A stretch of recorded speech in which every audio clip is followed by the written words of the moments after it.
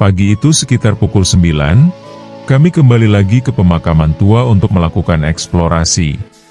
Pada kunjungan kali ini kami langsung bertatap muka oleh pemilik daripada lahan yang ditempati pemakaman tersebut, Ibu Siti Anis. Dalam eksplorasi kali ini saya ditemani oleh Bapak Subianto, selaku tokoh agama di Nagari Pasir Binjai, serta Bapak Bamus dan Bapak Kampung Rantau Panjang.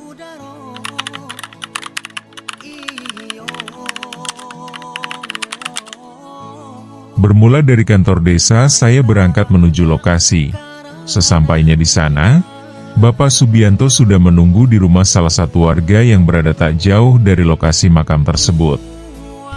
Tak lama kemudian, disusul Bapak Bamus bersama Bapak Kampung.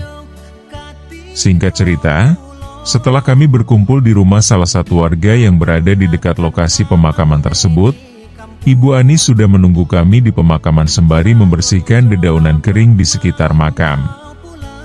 Setelah salam terucap saat kami masuk area pemakaman, kami disambut ramah oleh Ibu Anis. Sambil berbincang untuk memperkenalkan diri, kami bercerita tentang maksud dan tujuan eksplorasi ini. Waktu berlalu, sedikit demi sedikit kami mulai mengulas tentang asal-muasal makam tua tersebut, dan narasumber pun mulai membuka cerita kepada kami. Kami adalah keturunan dari suku Caniago Perpati yang sebatang. Itu suku kami, suku Caniago. Ya, nenek ini adalah berasal dari suku Caniago. Jadi nenek ini memang tersendiri di sini. Jadi nenek ini bermukim di sini. Oh, gitu. Bertahun-tahun nenek ini bermukim di sini. Kalau dia sholat Jumatnya itu di Tanjung Alai, bukan di Simpang. Menurut keterangan Ibu Anis, untuk mendiang itu sendiri memiliki suku Caniago. Suku yang sama, di mana dalam Minangkabau yakni masih mempunyai ikatan saudara. Dan untuk mendiang itu sendiri sudah bertahun-tahun menempati wilayah ini. Sedangkan untuk pemakaman istri dari mendiang, dimakamkan di pemakaman Lubuk Bunta. Pemakaman tua yang saat ini masuk dalam wilayah Nagari Air Hitam, Kecamatan Silaut. Tahunnya pun kami sudah tidak tahu Mbah ini berkubur. Mbah ini nggak tahu tahunnya.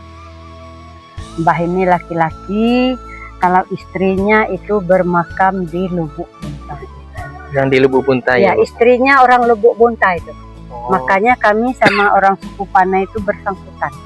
Kalau yang satu itu, kalau kami bilang itu Dubalang. Dubalang? Ya, kalau yang satu ini, Mbah ini termasuk orang pintar. Kalau bahasa Cina itu dukun. Dukun. Kalau Mbah ini bajunya putih. Kalau Mbah itu bajunya hitam. Itu orangnya Dubalang. Kalau ini dia pakai serba putih.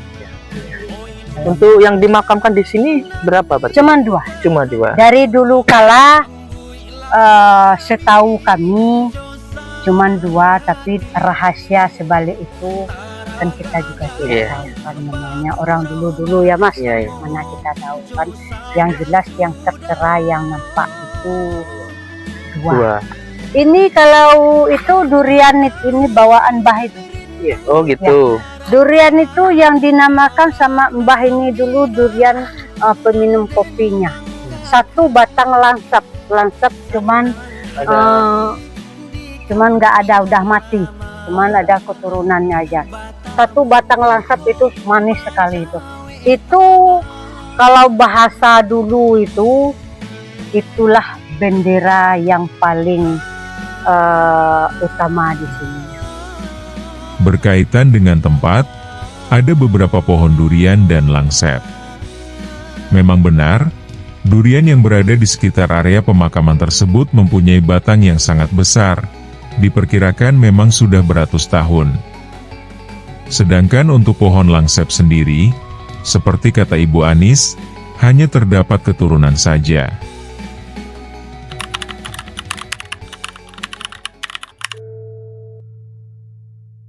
Ya mungkin ada peninggalan Bu.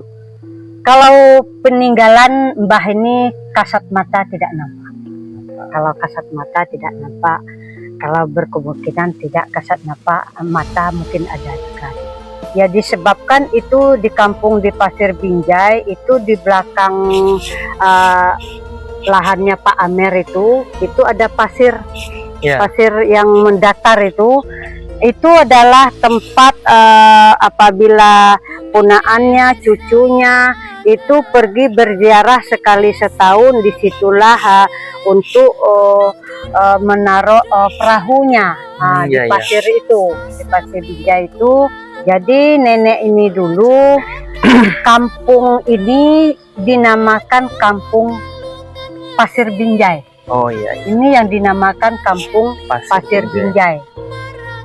Dapat kami cuplik dari penjelasan beliau terkait nama dari sebuah desa Pasir Binjai. Setelah kami coba menelusuri tempat tersebut, kondisinya tanahnya berpasir. Hanya kemungkinan karena peradaban waktu yang sangat panjang menjadikan pasir tersebut sudah bercampur dengan tanah saat ini. Bahkan ada bekas bangunan hancur yang terbuat dari semen, kemungkinan itu adalah sisa saat pembukaan transmigrasi dahulu.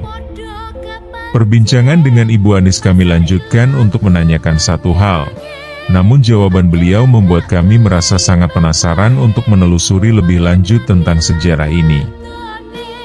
Ya, hubungan dengan kerajaan dan mungkin di kerajaan di Nagari Lunang seperti Mandi Rupiah ada nggak hubungan? Itu kalau di situ kami belum Mbak Anis belum sampai. Oh iya. Lebih baik nanti setelah itu anak-anak itu mendatangi Mandi Rupiah. Itu Mandi Rupiah itu sangat terbuka, sangat mau bercerita. Gitu kan. Udah sering banyak mahasiswa yang berkunjung di sana melihat-lihat barang antik. Jadi kita tuh setiap suku itu kan mempunyai tempat masing-masing. Jadi mempunyai sejarah masing-masing. Tapi di tempat Lebok Bonta tadi berkaitan istrinya orang Ghana.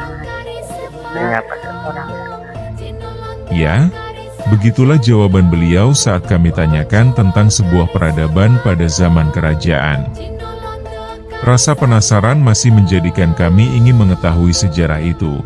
Namun kami rasa itu bukan menjadi kewenangan kami, karena hal tersebut secara kewilayahan bukan menjadi ranah kami. Dan itulah sekilas tentang cerita di balik sebuah pemakaman tua yang ada di nagari ini, sekaligus asal mula nama nagari Pasir Binjai.